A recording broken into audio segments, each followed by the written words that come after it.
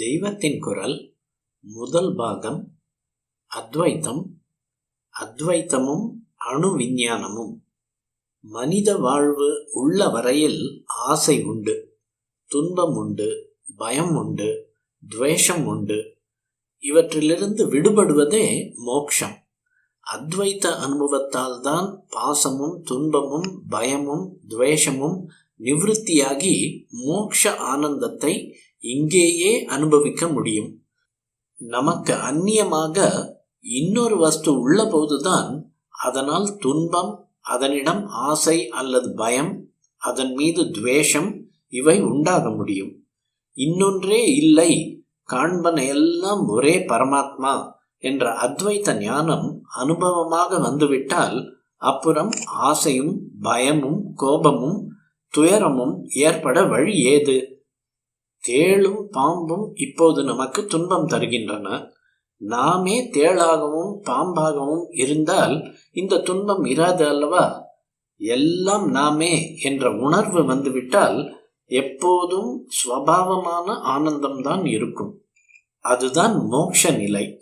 சரீரம் நசித்து செத்து போன பின் தான் மோட்சம் என்று எங்கேயோ ஓரிடத்துக்கு போக வேண்டும் என்பதில்லை. அனைத்தும் ஒன்றே என்ற அத்வைத்த ஞானம் சித்தித்தால் இங்கேயே இப்பொழுதே மோட்சத்தில் இருப்போம்.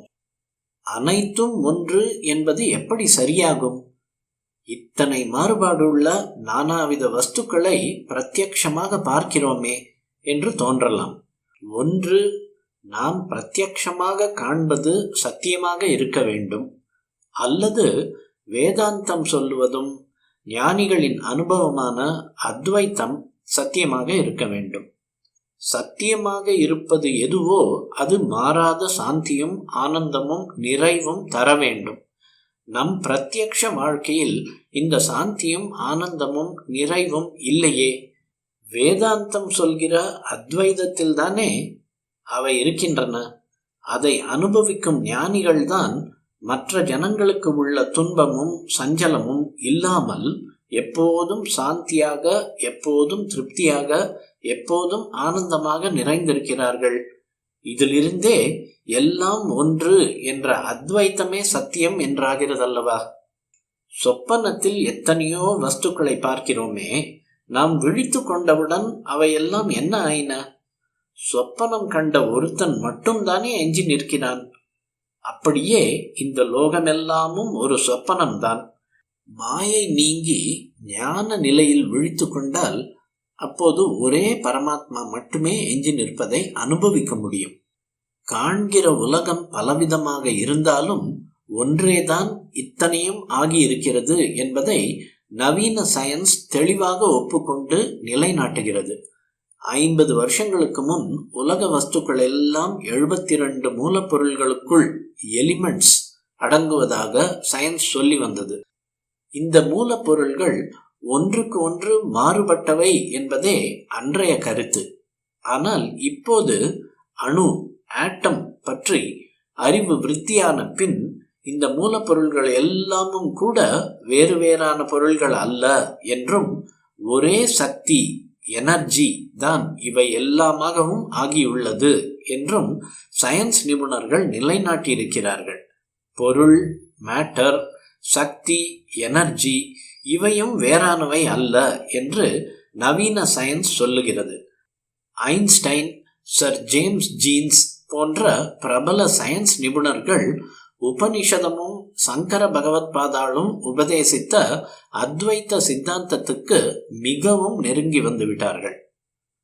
உலகம் மாயை என்று அத்வைத்தம் கூறுவதற்கு பொருள் யாதெனில், உலகம் இறுதி சத்தியம் அல்ல, இது விவகாரத்துக்கு மட்டுமே சத்தியம், இதனுடைய இருப்பும் பிரம்மம் என்ற ஒன்றை சார்ந்ததே என்பதுதான்.